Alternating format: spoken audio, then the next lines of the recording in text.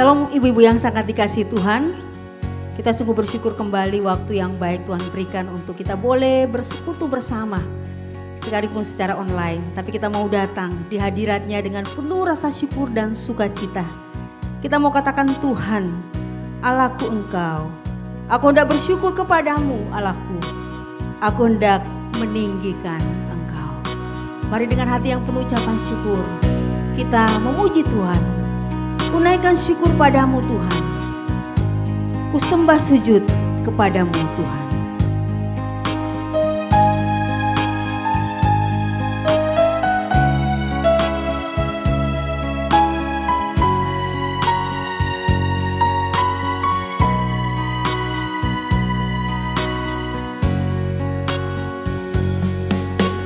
Kunaikkan syukur padamu sembah sujud kepadamu Tuhan, di hadapan tahta kemuliaan-Mu. Ku tinggikan, ku agungkan selamanya. Ku naikkan syukur padamu Yesus. Ku naikkan syukur padamu Yesus. Ku sembah kepadamu Tuhan, di hadapan tahta kemuliaan-Mu. Ku tinggikan, ku agungkan selamanya. Segala puji syukur hanya bagimu. Segala puji syukur bagimu. Ku tinggikan nama-Mu kemuliaan hanya bagimu.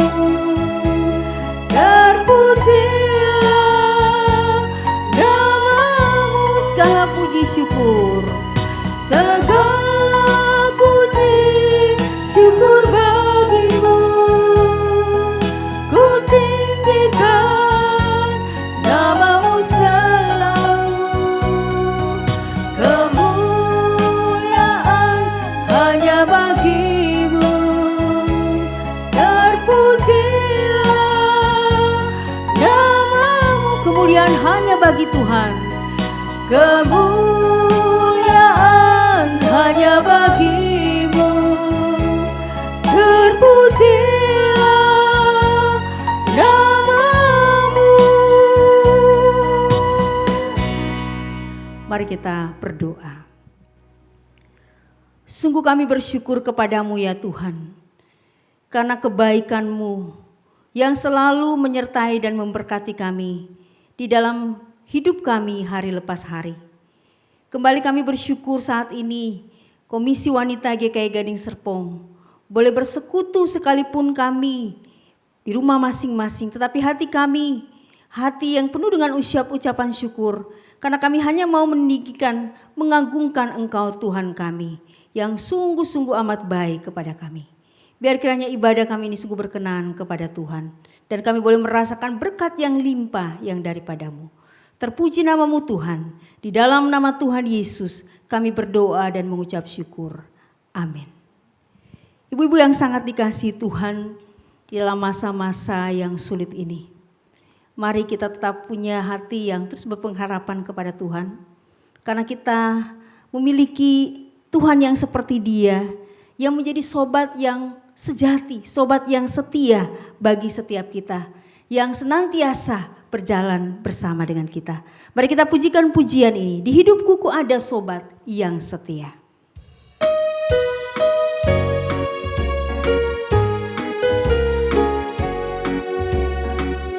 Di hidupku ku ada sobat yang setia, yang senantiasa berjalan sertaku.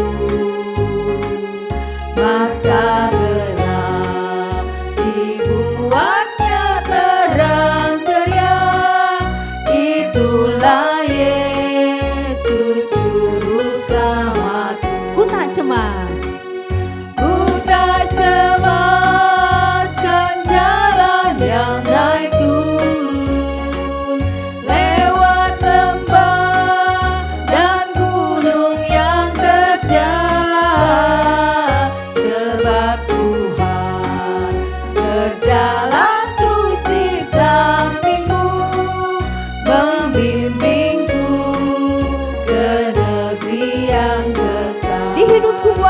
sobat yang setia. Di hidupku ku ada sobat yang setia, yang senantiasa berjalan sertaku. Masa gelap dibuatnya terang ceria, itulah Yesus juru selamatku. Ku tak cemaskan jalan yang naik turun, lewat lembah dan gunung yang terjal, sebab Tuhan berjalan terus di sampingku, membimbingku ke negeri. Hari-hari ku lalui bersama Yesus. Hari-hari ku lalui bersama Yesus, suka duka ku jalani bersama Yesus. Persoalan pencobaan kan ku hadapi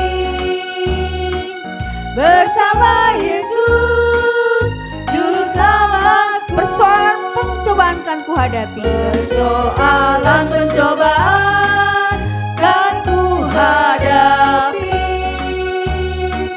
bersama Yesus juru selamat. Hanya bersama Yesus, bersama Yesus juru selamatku.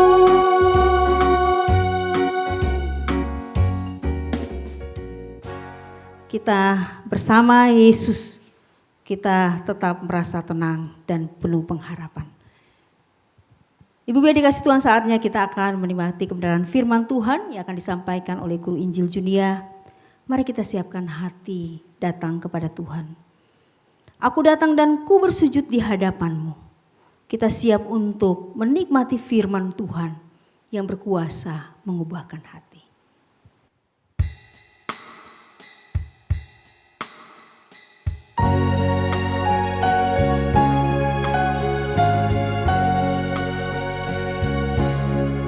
Aku datang dan ku bersujud di hadapan-Mu. Ku rasakan indah hadirat-Mu.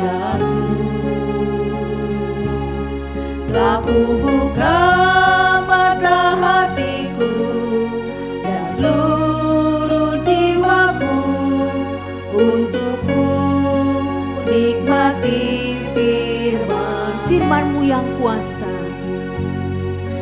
Firman-Mu yang kuasa untuk mengubah sikap hati. Firman-Mu yang tegakkan di saat ku terjatuh. Penuhkanlah bencanaku dengan air sungai-Mu. Ku haus akan firman-Mu. Sekali lagi kita pujikan pujian ini. Aku datang dan ku bersujud di hadapan-Mu. Ku rasakan indah hadirat-Mu. Telah ku buka mata hatiku dan seluruh jiwaku untuk ku nikmati firman-Mu berkuasa ya Tuhan. Firman-Mu yang kuasa untuk mengubah sikap hati. Firman-Mu yang tegakkan di saat ku terjatuh. Penuhkanlah bencanaku dengan air sungai-Mu. Ku haus akan firman, ku haus akan firman-Mu Tuhan. Ku haus akan firman-Mu.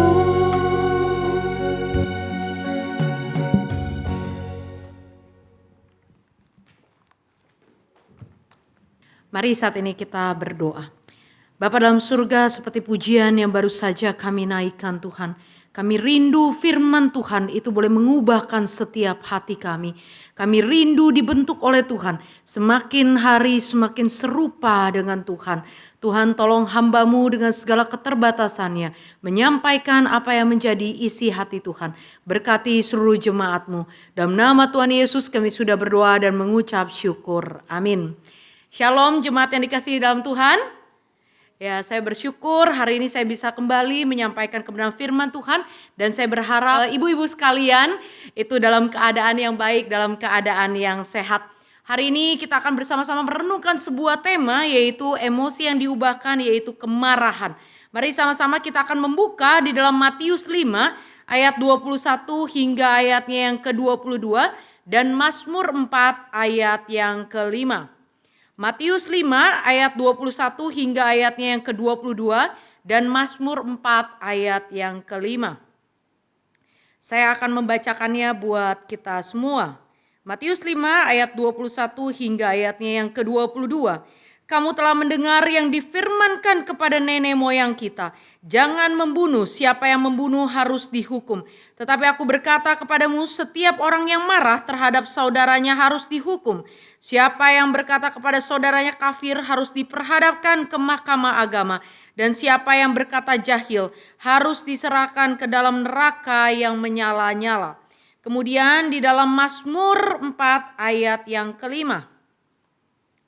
Mazmur 4 ayat yang ke-5 dikatakan demikian, biarlah kamu marah tetapi jangan berbuat dosa. Berkata-katalah dalam hatimu di tempat tidurmu tetapi tetaplah diam. Demikianlah sejauh pembacaan firman Tuhan. Saudara, saya percaya bahwa anak adalah sebuah anugerah.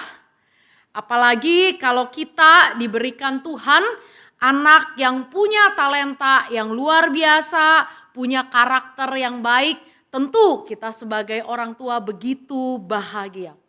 Apalagi kalau kita gitu ya sebagai orang tua sudah menantikan gitu ya, bertahun-tahun ingin memiliki anak, setelah mungkin 10 tahun, setelah 15 tahun kita dikaruniai seorang anak. Tentu itu hal yang sangat membahagiakan. Saudara yang terkasih dalam Tuhan, tapi pernahkah saudara membayangkan jikalau saudara sudah menanti sekian lama punya anak yang begitu cantik, ganteng, gitu ya, penuh dengan banyak talenta dan sebagainya. Tiba-tiba ketika mereka pergi ke sekolah, saudara, di suatu hari gitu ya dengan bersukacita, tiba-tiba ada seorang yang membunuh anak-anak kita secara brutal. Bagaimana perasaan kita? Saudara, pada tanggal 14 Desember, saudara, seorang pria itu datang ke sebuah sekolah dasar Sandy Hook, saudara, di Newton. Pada saat itu pria ini tiba-tiba membunuh 20 anak, saudara, masih kecil-kecil dan termasuk 7 gurunya, saudara. Itu dibunuh satu persatu, saudara, dengan brutalnya. Saudara, saya tidak pernah bisa membayangkan bagaimana perasaan daripada orang tua itu ketika melihat, bayangkan ya, anak-anak yang lucu demikian, ini adalah anak-anak yang ada di sekolah dasar Sandy Hook yang akhirnya meninggal dunia akibat pembunuhan yang sangat brutal. Saudara, sebagai orang tua tentu kita akan marah, saudara. Kalau kita biasa aja, saya pikir kita yang kelainan, saudara. Kita membaca beritanya saja tentu kita berkecamuk. Bagaimana mungkin ada seorang yang membabi buta membunuh anak kita yang tanpa dosa istilahnya, tanpa ada rasa salah, saudara. Tentu ada timbul kemarahan, apalagi kalau kita adalah mamanya, saudara. Tentu itu menimbulkan luka yang begitu dalam dan menimbulkan rasa amarah yang begitu dalam. Saudara, sehingga kemarahan atau amarah adalah emosi atau perasaan yang wajar. Ketika ada hal-hal yang tidak benar, ada hal-hal yang menyakiti. Baik menyakiti hati kita ataupun orang-orang yang kita kasihi. Sehingga saya katakan bahwa kemarahan adalah sesuatu hal yang wajar. Emosi yang wajar. Hanya saja saudara, apabila kita tidak mampu mengendalikan atau mengontrol rasa amarah atau kemarahan di dalam hati kita, maka hal tersebut dapat membahayakan baik itu diri kita sendiri maupun orang-orang di sekeliling kita. Jikalau kita tidak mampu mengendalikan rasa amarah atau kemarahan yang ada di dalam hati kita, kita bisa merugikan baik diri sendiri maupun orang-orang di sekeliling kita. Karena itu hari ini kita akan sama-sama belajar, saudara, bagaimana seharusnya sikap orang percaya ketika kita diperhadapkan pada situasi yang membuat kita marah, saudara. Apa yang harus kita lakukan? Yang pertama adalah kita tidak menyimpan dendam. Saudara, ibarat sampah yang disimpan di sebuah rumah yang mewah luar biasa, saudara. Tapi kalau sampah itu tidak pernah dikeluarkan dari rumah kita, berhari-hari, bahkan berbulan-bulan, bahkan bertahun-tahun, saya percaya, saudara, semewah apapun itu rumah, gak ada yang sanggup deket-deket rumah itu, ya, atau tinggal di dalam rumah itu. Kenapa? Karena baunya yang begitu luar biasa. Saudara, sama halnya, saudara, ketika kemarahan atau amarah di dalam hati kita tidak pernah kita bereskan. Tiap hari kita terus kita pupuk, istilahnya kita pendam, saudara. Suatu saat kemarahan itu akan membuahkan hal yang begitu sangat membahayakan. Dan bahkan itu bisa menjadi liar hingga kita punya pikiran-pikiran kotor, pikiran-pikiran yang membawa kita sampai pada tindakan sebuah pembunuhan. Karena itu saudara, kalau kita membaca tadi di dalam Matius 5 ayat 21 sampai 22, menarik sekali firman Tuhan itu mengaitkan kemarahan dengan perintah jangan membunuh. Saudara perhatikan Matius 5 ayat 21 sampai 22 yang tadi. Kamu telah mendengar yang difirmankan kepada nenek moyang kita. Jangan membunuh, siapa yang membunuh harus dihukum. Tetapi aku berkata kepadamu, setiap orang yang marah terhadap saudaranya harus dihukum. Saudara, kalau kita melihat konteksnya, orang Yahudi, terkhusus orang Farisi dan para imam, itu menafsirkan hukum ke-6 yaitu jangan membunuh, itu hanya sebatas lahiriah, saudara. Kenapa demikian? Karena kalau kita lihat di dalam bahasa aslinya, memang kata rasa, yaitu jangan membunuh itu ya, di dalam bahasa Ibrani dan poneo, di dalam Yunaninya, saudara, itu bisa diartikan secara harafiah, tindakan yang membunuh atau menumpahkan darah. Sehingga mereka berpikir ya udah, membunuh, jangan membunuh artinya tindakan langsung gitu ya. Memusnahkan orang gitu ya, menumpahkan darah itu membunuh.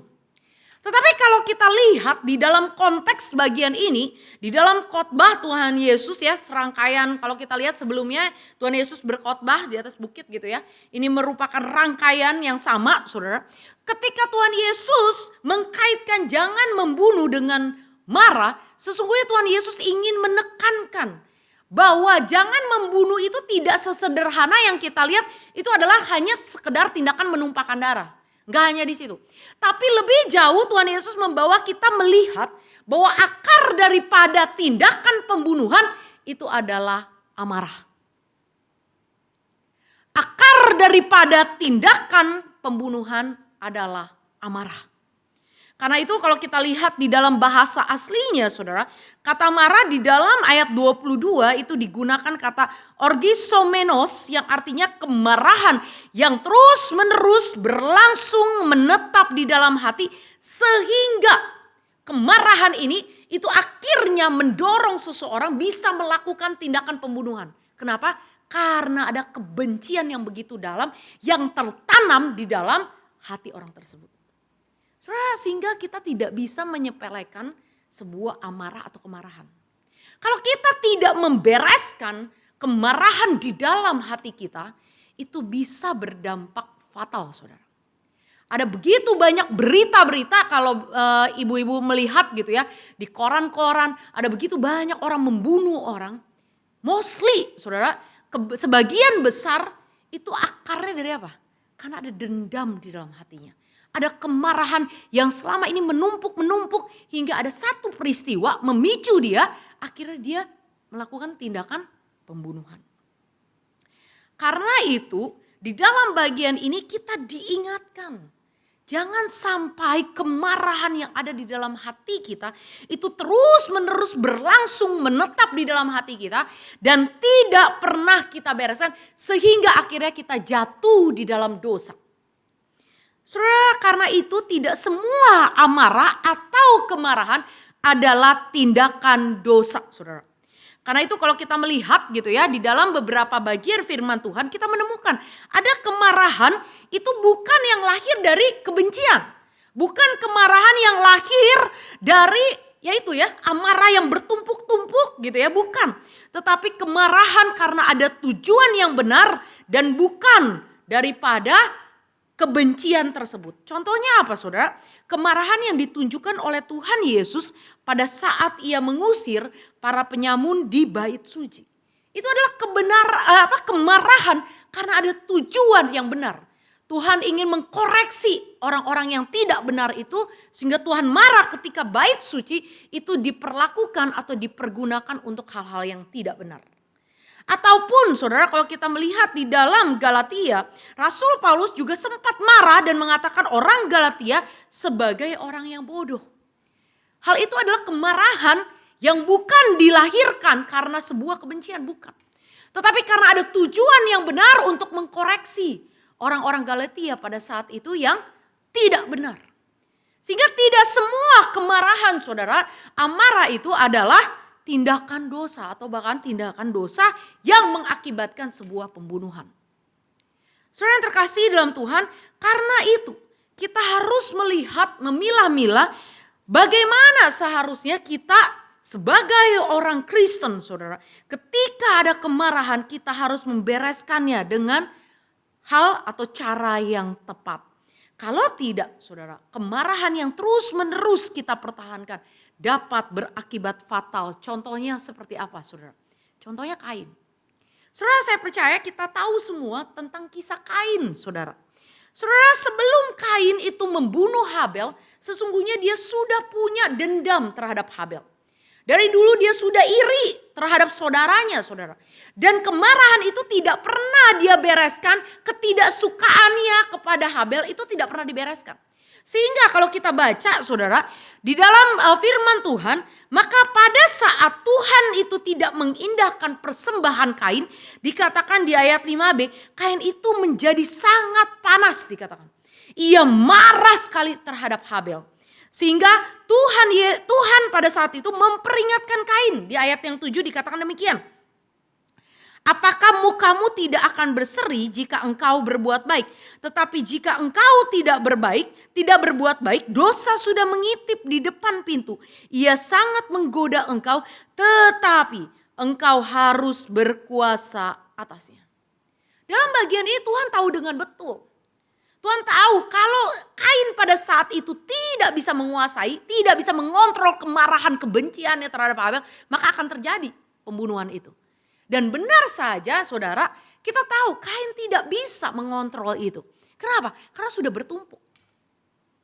Dia tidak pernah membereskan permasalahannya dengan Habel. Sehingga ketika ada pemicu, ketika Tuhan tidak mengindahkan persembahannya, maka disitulah amarahnya meledak saudara. Dan akhirnya dia membunuh Habel. Oleh sebab itu saudara, Warren Wiersbe di dalam bukunya Be Basic menjelaskan bahwa perilaku Kain dalam hal membunuh adalah hasil dari amarah yang tersimpan dalam hatinya. Saudara yang terkasih dalam Tuhan, dalam hal ini Kain telah gagal menguasai dirinya sehingga akhirnya dia melakukan tindakan pembunuhan terhadap adiknya. Dengan demikian kita melihat betapa besar pengaruh amarah di dalam hati kita. Kalau kita terus menerus kita memendam itu, suatu saat itu akan membuahkan hasil yang tidak baik saudara. Itu dapat membahayakan diri kita maupun orang lain. Oleh sebab itu saudara, Mazmur 4 yang tadi kita baca ayat yang kelima berkata demikian. Biarlah kamu marah tetapi jangan berbuat dosa. Saudara, saya percaya kita semua tahu siapa itu Adolf Hitler. Saudara, Hitler kita tahu dia adalah penguasa Jerman yang luar biasa menakutkan saudara. Di dalam sejarah dia telah membunuh hampir kurang lebih 17 juta orang Yahudi yang telah menjadi korban Holocaust, saudara. Mereka disiksa, harus melakukan kerja paksa, dipaksa masuk dalam kamp konsentrasi, bahkan dikurung di dalam satu kamar gas, di mana orang-orang Yahudi pada waktu itu dipaksa untuk mati perlahan-lahan, saudara. Saudara, pada saat itu dunia menyoroti Hitler, saudara. Semua orang mengutuk perbuatannya, saudara. Kenapa? Karena begitu kejamnya, mematikan begitu banyak jutaan orang Yahudi, saudara, yang tidak bersalah, saudara. Hanya demi apa? Memuaskan rasa amarahnya. Saudara, kenapa Hitler bisa sampai seperti itu? Karena ternyata, saudara, selama ini dia menyimpan luka di dalam hatinya. Dia begitu marah karena dulu, saudara, ia mendapatkan perlakuan yang tidak baik dari orang-orang Yahudi. Sehingga rasa dendam itu akhirnya, saudara, membuat dia melakukan tindakan kejam yang luar biasa. Great anger is more destructive than the sword, saudara. Kemarahan yang begitu hebatnya, saudara, itu bisa menghancurkan lebih daripada pedang, saudara. Kita melihat bagaimana pengaruh amarah dendam di dalam hati. Kalau kita tidak bisa bereskan, kita mampu melakukan hal-hal yang di luar akal sehat kita. Kita mampu melakukan hal-hal yang luar biasa, membinasakan begitu banyak orang. Saudara yang terkasih dalam Tuhan, karena itu hari ini kalau firman Tuhan kembali menyapa kita, itu semata-mata karena Tuhan mengasihi kita. Tuhan tidak ingin kita terus-menerus menyimpan kemarahan di dalam hati. Sebaliknya, kita boleh membereskan kemarahan itu di hadapan Tuhan. Mengapa, saudara? Karena Tuhan sudah mengampuni setiap kita. Saudara, saya percaya tiada manusia yang sempurna di dalam dunia ini, bukan? Termasuk kita juga. Ada kalanya kita juga mungkin bisa menyakiti hati orang. Tapi berapa sering, saudara, kita mudah sekali melupakan apa yang kita perbuat, kita lakukan kepada orang lain yang menyakiti hati mereka dibandingkan dengan apa yang orang lain lakukan atau orang lain sakiti kepada kita. Kita jauh lebih mudah mengingat-ingat kesalahan orang lain sehingga itu sering kali menimbulkan rasa sakit hati, menimbulkan kemarahan yang dalam, yang lama-kelamaan itu menjadi dendam dan akhirnya, saudara, kita menyimpan kebencian yang sewaktu-waktu itu bisa meledak, saudara. Saudara yang terkasih dalam Tuhan, Mazmur 103 ayat 12 berkata, sejauh timur dari barat demikianlah dijauhkannya daripada kita pelanggaran-pelanggaran kita. Saudara, Tuhan tidak pernah memperhitungkan kesalahan dan pelanggaran kita. Bahkan berulang kali kita mendukakan hati kita, berulang kali kita menyakiti hati Tuhan. Tuhan selalu mengampuni kita. Adakah kita punya hati yang seperti Tuhan? Kita juga mau belajar mengampuni orang-orang di sekeliling kita. Saudara, yang kedua, bagaimana seharusnya sikap orang percaya ketika diperhadapkan pada situasi yang membuatnya menjadi marah. Yang kedua adalah tetap percaya pada pertolongan Tuhan. Saudara, kalau kita lihat konteksnya di dalam Mazmur 4 yang tadi kita baca, saudara, maka kita akan mendapati bahwa Mazmur ini ditulis oleh Daud di tengah kesesakannya. Saudara, kalau kita lihat latar belakangnya, kemungkinan besar pada saat itu Daud sedang mengalami tekanan dari orang-orang yang ingin menjatuhkan reputasinya dan memfitnahnya. Saudara, tapi menarik sekali, sekalipun Daud pada saat itu dijatuhkan, difitnah, saudara, pasti ada timbul kemarahan di dalam hatinya, ada menimbulkan kekesalan di dalam hatinya. Tetapi Daud itu tidak pernah membiarkan dirinya itu masuk di dalam pencobaan.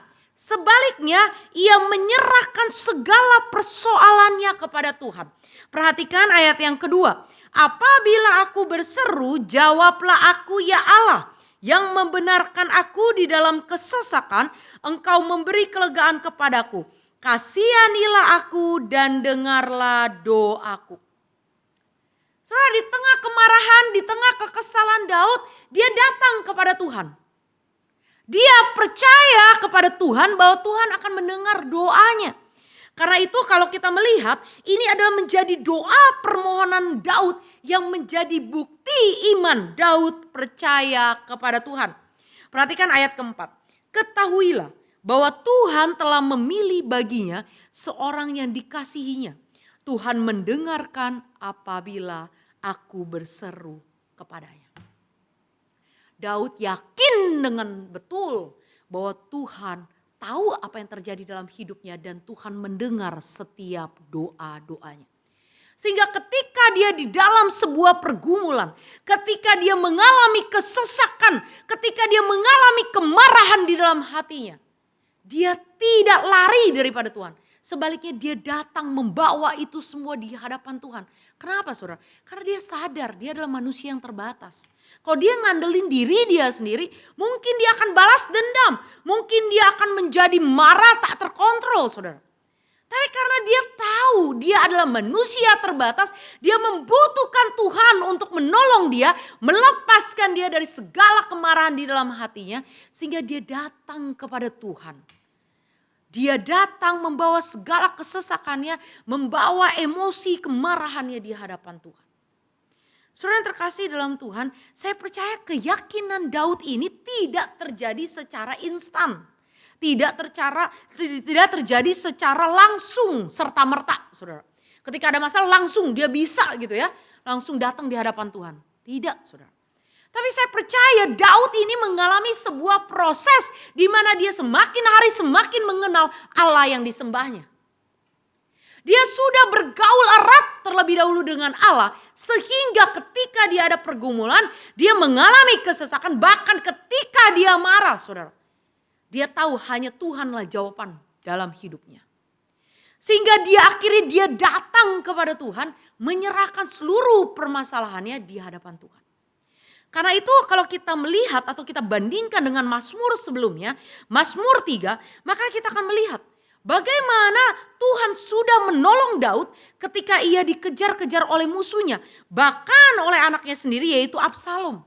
Sehingga dikatakan Daud berkata di ayat 3 di pasal yang ketiga, sekalipun orang lain berkata tidak ada pertolongan daripada Allah.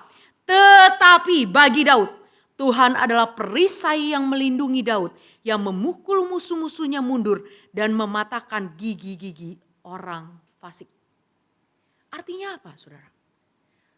Daud sudah pernah mengalami perjalanan iman bersama Tuhan. Dulu ketika dia mengalami pergumulan jauh lebih hebat daripada hari ini, Tuhan menolong dia. Tuhan membebaskan dia, Tuhan menjaga dia, Tuhan melindungi dia. Apakah hari ini ketika dia mengalami kesesakan, dia mengalami fitnahan, kemarahan yang begitu dalam, apakah Tuhan tidak akan menolong? Tentu tidak. Tuhan pasti akan menolong Daud. Itulah yang membuat dia yakin bahwa Tuhan tidak pernah meninggalkan orang yang dikasihinya, orang yang telah dipilihnya. Saudara, inilah juga yang kita miliki, saudara, sebagai orang-orang yang dipilih oleh Tuhan menjadi anak-anak Tuhan. Kita harusnya punya keyakinan sama seperti Daud. Ketika kita mungkin disakiti orang, ketika kita diperlakukan tidak adil, itu menimbulkan kemarahan yang begitu dalam di dalam hati kita. Kita harus ingat saudara, kita masih punya Allah yang matanya tertuju kepada orang-orang benar. Kita harus ingat bahwa kita memiliki Allah yang telinganya selalu mendengar seruan anak-anak yang berdoa kepadanya. Dan seharusnya itu yang membawa kita ketika kita mengalami satu problema, satu pergumulan, bahkan ketika kita tidak bisa menguasai diri kita, kita tidak bisa mengontrol kemarahan kita. Harusnya itu yang membawa kita untuk datang kepada Tuhan, memohon pertolongan Tuhan agar memampukan kita. Kita bisa menyelesaikan persoalan kemarahan di dalam hati ini. Saudara yang terkasih dalam Tuhan, karena itu saudara, di dalam Mazmur 1 ayat 4-6 dikatakan begini. Bukan demikian orang fasik, mereka seperti sekam yang ditiupkan angin. Sebab itu orang fasik tidak akan tahan dalam penghakiman. Begitu pula orang berdosa dalam perkumpulan orang benar. Sebab Tuhan mengenal jalan orang benar, tetapi jalan orang fasik menuju kebinasaan. Apa maksudnya saudara? Saudara, Tuhan tahu dengan betul siapa anak-anaknya. Tuhan tidak pernah tertidur. Bahkan ketika dia melihat anak-anaknya mungkin dijahati oleh orang. Ketika anak-anaknya diperlakukan tidak benar, diperlakukan tidak adil. Tuhan tahu dan akan datang penghakiman Tuhan tepat pada waktunya. Tetapi sekali lagi saudara, kita tidak punya hak untuk menghakimi orang lain. Hak pembalasan itu hanya ada di tangan Tuhan. Tetapi yang kita percaya, Tuhan tidak pernah tinggal diam ketika melihat anak-anaknya menderita karena kebenaran. Karena itu menarik sekali di ayat 9, saudara, pemazmur berkata demikian. Dengan tentram aku mau membaringkan diri, lalu segera tidur, sebab hanya Engkaulah ya Tuhan yang membiarkan aku diam dengan aman. Amazing bukan? Menarik banget gak ibu-ibu? Ketika dia mengalami kesesakan, ketika dia begitu marah, tertekan. Tapi dikatakan di ayat 9, dia merasakan tentram, damai, bahkan dia katakan dia bisa tidur. Ibu-ibu saya percaya gitu ya, kita kalau ada masalah ya biasa emak-emak gitu ya, kita jadi sulit tidur bukan? Gak bisa gitu ya, kayaknya aduh kepikiran terus gitu. Tapi menarik banget Daud loh, di tengah kesesakan ya, dia bisa tidur dengan tentram dikatakan, istilah dengan damai. Kenapa? Karena pengharapannya, gantungan hidupnya itu bukan kekuatan diri, bukan. Tetapi semata-mata karena dia tahu ada Tuhan bersama-sama dengan dia. Apapun permasalahannya, apapun yang dia alami, sesakit apapun yang dia rasakan. Dia percaya Tuhan tidak pernah meninggalkannya. Dan bahkan di saat tidur, Tuhan sedang bekerja di dalam kehidupan Daud. Untuk menolong Daud lepas daripada segala kesesakannya. Pertanyaannya ibu-ibu, adakah ketika kita mengalami pergumulan, bahkan ketika kita disakiti, kita merasa marah. Adakah kita percaya Tuhan sedang bekerja, bahkan dia sedang merenda sesuatu yang jauh lebih baik dari apa yang bisa kita pikirkan. Saudara, kita gak pernah tahu memang apa yang Tuhan rancangkan dalam kehidupan kita. Ada kalanya mungkin kita berpikir kita sudah pelayanan baik-baik gitu ya, kita sudah melakukan firman Tuhan. Kenapa ya Tuhan saya masih diginiin orang, dikritik, dijatuhin, dihina dan bla bla bla sebagainya. Mungkin kita berpikir kenapa ya seperti ini. Saudara, mungkin kita belum tahu jawabannya.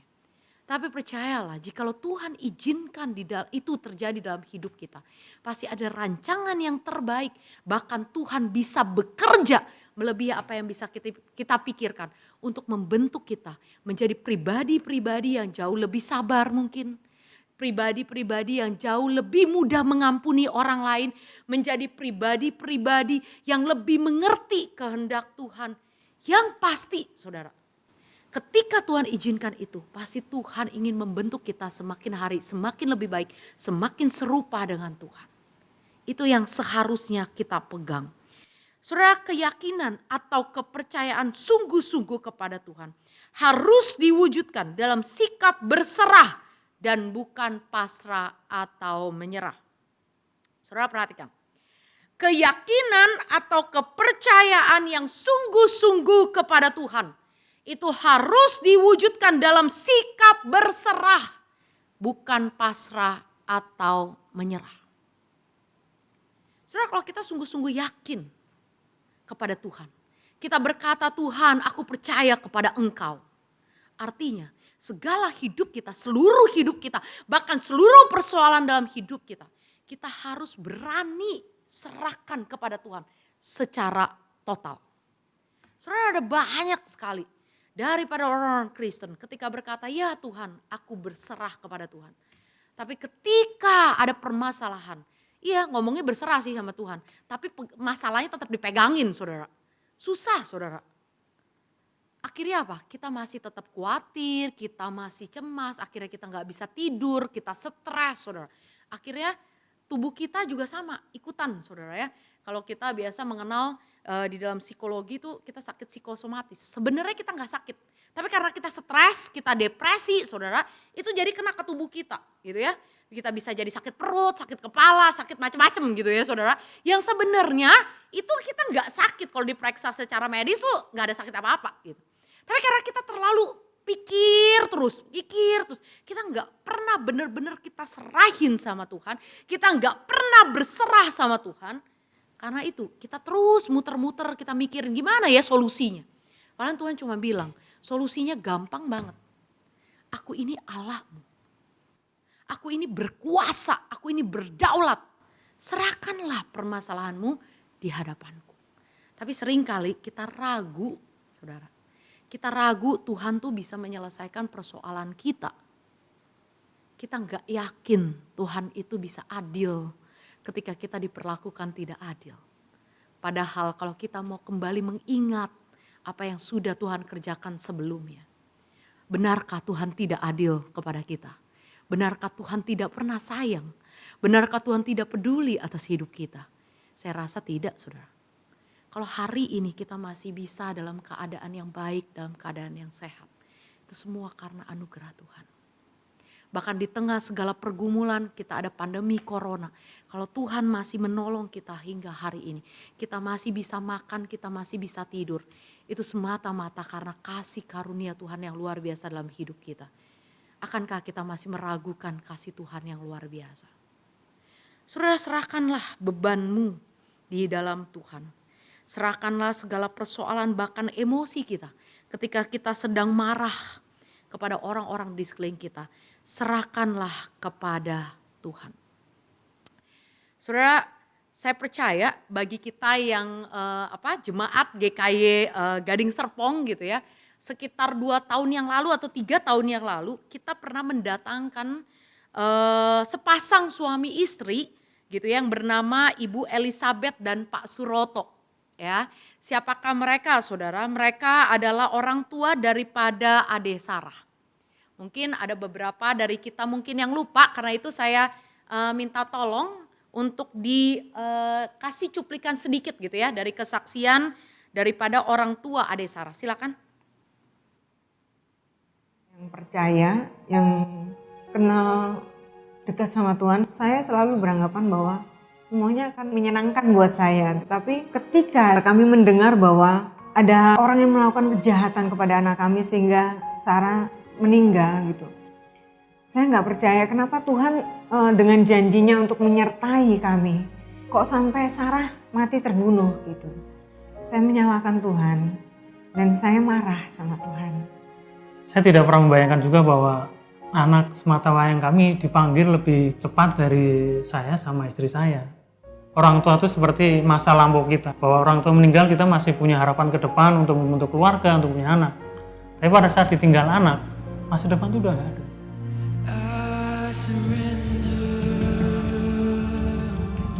Kalau aku dicaci maki, aku masih kuat. Kalau aku dihina, aku masih kuat. Kalau aku dipermalukan di depan orang, aku masih kuat. Tapi kalau ini, nanti dulu Tuhan, saya akan pukul-pukul dulu. Setelah itu saya akan biarkan mereka. Itu yang ada di dalam pikiran saya dan keinginan saya. Lalu Bapak bilang begini, aku sayang mereka. Dan itulah yang membuat aku menangis banget. Bapak, engkau tega. Engkau seharusnya bilang sayang sama aku, sama Sarah. Jangan bilang sayang sama mereka. Mereka kan udah jahat sama Sarah. Seharusnya Bapak menghibur aku. Lalu Bapak bilang, engkau anak sulung yang iri hati. Saya bisa membalas, ada kesempatan, tapi saya tidak memakai hak saya untuk membalas itu secara langsung. Pembalasan itu bukan hak saya, tapi hak Tuhan. Pantas saja Bapak memberikan Yesus untuk menyelamatkan manusia. Karena saya tahu luar biasa. Saya bilang, Bapak sudah, jangan engkau tarik aku lebih dalam lagi. Aku ini mamanya Sarah, aku gak pengen orang anggap aku edan, saya bilang begitu. Mana mungkin saya berani mempunyai rencana yang jahat kepada orang yang Bapak kasihi. Saudara, Ade Sarah adalah anak tunggal daripada Ibu Elizabeth dan Pak Suroto. Bayangin, anak satu-satunya saudara, tapi akhirnya dibunuh dengan cara yang tragis, dianiaya dan disetrum oleh mantan pacarnya dan pacar mantannya itu saudara. Saudara, saya percaya seperti tadi kesaksian yang sudah disampaikan Bu Elizabeth, dia ketika tahu itu dia sebenarnya begitu marah, pingin pukul-pukul, pokoknya pingin balas saudara. Tetapi di dalam satu titik akhirnya mereka berdua menyadari bahwa pembalasan itu bukan hak mereka saudara. Bahkan terakhir kalau kita membaca kisah ini, bahkan kita mengikuti kisahnya saudara. Di tengah pengadilan akhirnya mereka saudara itu belajar mengampuni orang yang telah membunuh anaknya. Saudara, saya percaya di dalam kehidupan kita tidak pernah terlepas dari yang namanya pergumulan. Mungkin kita belum sampai seberat daripada Ibu Elizabeth dan Pak Suroto. Tapi mungkin kita juga pernah mengalami masa-masa kelam di mana kita merasa begitu disakiti hati kita atau orang yang kita cintai, kita kasih disakiti oleh orang lain. Sehingga itu menimbulkan rasa kemarahan yang begitu dalam, menimbulkan kebencian yang begitu dalam di dalam hati kita saudara. Saya percaya itu hal yang wajar sama seperti Ibu Elizabeth dan Pak Suroto ketika tahu anaknya dibunuh secara tragis. Tapi orang-orang yang sungguh-sungguh percaya kepada Tuhan seharusnya dengan perjalanan iman bersama dengan Tuhan. Pada satu titik ketika dia sungguh-sungguh menyerahkan dirinya di hadapan Tuhan, memohon pertolongan daripada Tuhan, maka dia dimampukan untuk bisa mengampuni orang-orang yang telah menyakiti hatinya. Saudara, hanya orang-orang yang pernah mendapatkan kasih karunia Allah, orang-orang yang pernah diampuni oleh Allah, itu yang bisa mampu menyatakan kasih di tengah-tengah zaman yang edan ini. Hanya orang-orang yang mendapatkan kasih karunia yang sudah pernah merasakan, aku orang berdosa tetapi diampuni oleh Tuhan. Itulah yang mampu saudara mengampuni orang-orang yang telah melukai, menghabisi nyawa anaknya.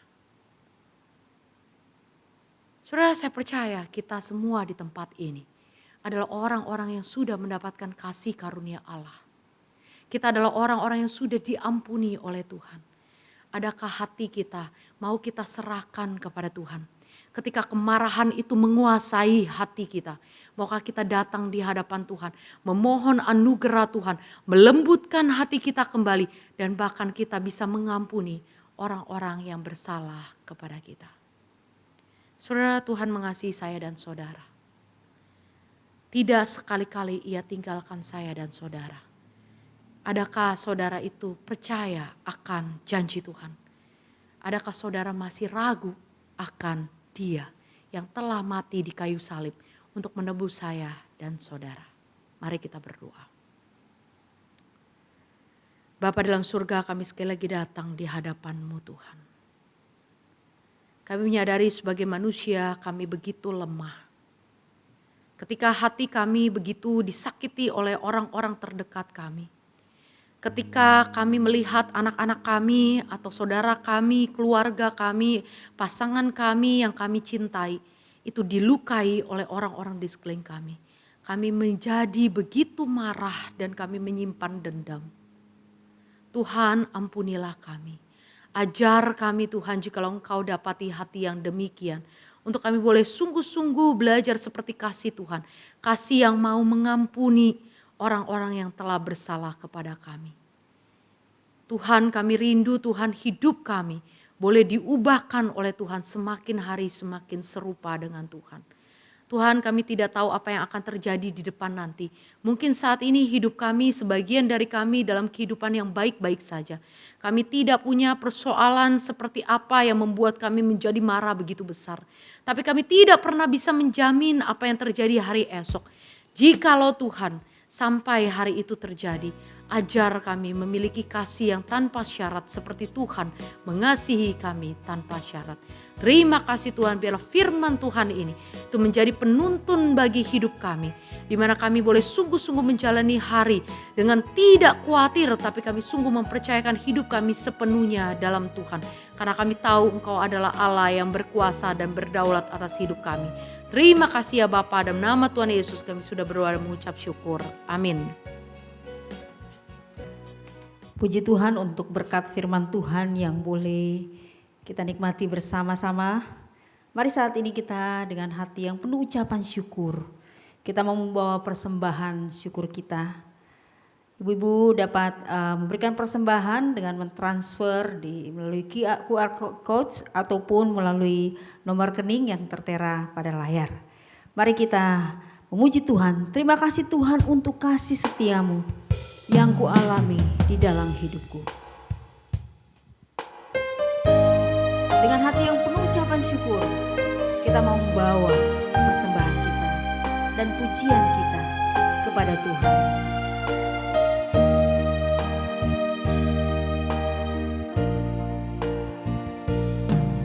Terima kasih Tuhan untuk kasih setiamu yang kualami dalam hidupku. Terima kasih Yesus untuk kebaikanmu sepanjang hidupku. Terima kasih Tuhan untuk kasih setiamu. Terima kasih Tuhan untuk kasih setiamu yang kualami dalam hidupku. Terima kasih Yesus untuk kebaikanmu sepanjang hidupku. Terima kasih Yesusku. Terima kasih Yesusku buat anugerah yang Kau beri, sebab hari ini Tuhan adakan syukur bagi. Katakan terima kasih Yesusku.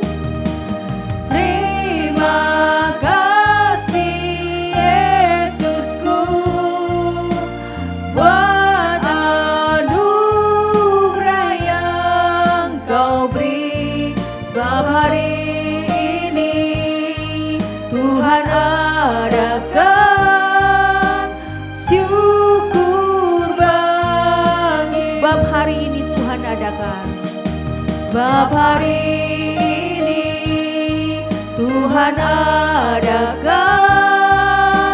syukur bagimu.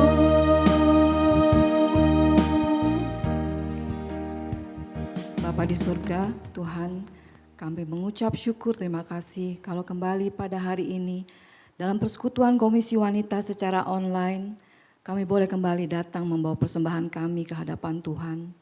Terima kasih untuk kebaikan Tuhan di dalam hidup kami. Kasih setia Tuhan yang memelihara hari-hari dalam hidup kami Tuhan.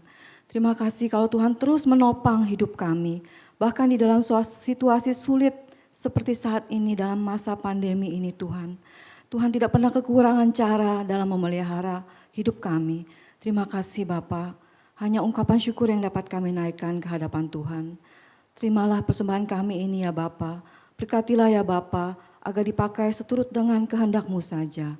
Hanya dalam nama Tuhan Yesus Kristus, Tuhan dan Juru Selamat hidup kami, Allah yang Maha Kasih, Allah yang Maha Kuasa dan Allah yang Maha Bijaksana, kami berdoa. Amin. Puji nama Tuhan, ibu-ibu kita kembali boleh beribadah bersama hari ini. Kami berterima kasih buat Kerunjil Junia yang sudah menyampaikan firman Tuhan, untuk Ibu Fatma, Bu Hera dan Ibu Heni Handoko yang boleh melayani di dalam persekutuan Komisi Wanita hari ini. Tuhan memberkati setiap kita sekalian. Ibu-ibu kita nanti akan kembali beribadah bersekutu di Komisi Wanita secara online pada tanggal 13 November. Mari kita terus menyiapkan hati, kita menikmati persekutuan bersama-sama. Tuhan memberkati kita sekalian. Mari saat ini saya akan menutup di dalam doa, kita akan berdoa bersama-sama. Tuhan Bapa di surga, tak henti-hentinya kami menyatakan rasa syukur kami kepadamu ya Tuhan. karena Engkau Allah yang terus memeliharakan hidup kami. Berkat jasmani, berkat rohani Tuhan terus penuhkan bagi kami. Kami terus mau datang berseru kepadamu ya Tuhan, di masa-masa pandemi yang masih kami gumulkan saat ini. Biarlah Engkau adalah Allah yang terus boleh menyertai, menuntun dan mengarahkan hidup kami ya Tuhan. Firman-Mu yang boleh kami dengar bersama hari ini ya Tuhan. Biarlah sungguh-sungguh dapat tertanam dalam hati pikiran kami, bahkan kami mengerti dengan baik di dalam pertolongan Roh Kudus. Dan itu sungguh-sungguh kami lakukan di dalam kehidupan kami. Engkau Tuhan yang mengetahui satu persatu setiap ibu-ibu. Kemarahan seperti apa yang kami miliki, luka hati seperti apa, kekecewaan seperti apa yang ada di dalam hati kami masing-masing. Tuhan, kami serahkan kepadamu. Kau Allah yang menjamah dan memulihkan. Terima kasih Tuhan, terima kasih. Kami juga terus mau berdoa bagi setiap ibu-ibu. Kami kembali membawa setiap pergumulan-pergumulan yang mungkin masih dihadapi saat ini. Sakit penyakit yang mungkin masih digumulkan ya Tuhan. Kami terus membawa kepadamu ya Tuhan. Engkau adalah Allah yang sanggup menyembuhkan. Engkau yang akan menjamah, memulihkan kondisi fisik setiap ibu-ibu. Bahkan kondisi hati yang terluka bagi setiap ibu-ibu. Kami terus memohon kepadamu ya Tuhan. Kami terus membawa akan pergumulan-pergumulan setiap ibu-ibu dalam keluarga, dalam usaha, dalam pekerjaan apapun juga. Tuhan, kiranya Engkau Allah yang memberkati. Kami juga terus berdoa biar kiranya Tuhan terus memberikan kekuatan bagi setiap ibu-ibu dalam tanggung jawab, dalam perannya di tengah-tengah keluarga, di tengah-tengah gereja, bahkan di tengah-tengah masyarakat. Tuhan terus pakai menjadi alat kemuliaan bagi Tuhan. Terima kasih Tuhan, ini doa syukur kami. Kami terus mau berdoa. Biarlah Tuhan juga terus yang boleh campur tangan dan memberkati bangsa negara kami, gereja kami di dalam masa pandemi ini. Kami percaya kuasa Tuhan akan terjadi, pemulihan Engkau Tuhan akan nyatakan, dan kami boleh merasakan sukacita dan damai daripadamu Tuhan. Terpuji namamu Tuhan, di dalam nama Tuhan Yesus kami berdoa, kami bersyukur. Amin. Mari kita tutup ibadah kita dengan pujian Bapa terima kasih. Terima kasih, Bapa terima kasih. Bapa terima kasih. Bapa di dalam surga, puji terima kasih. Amin.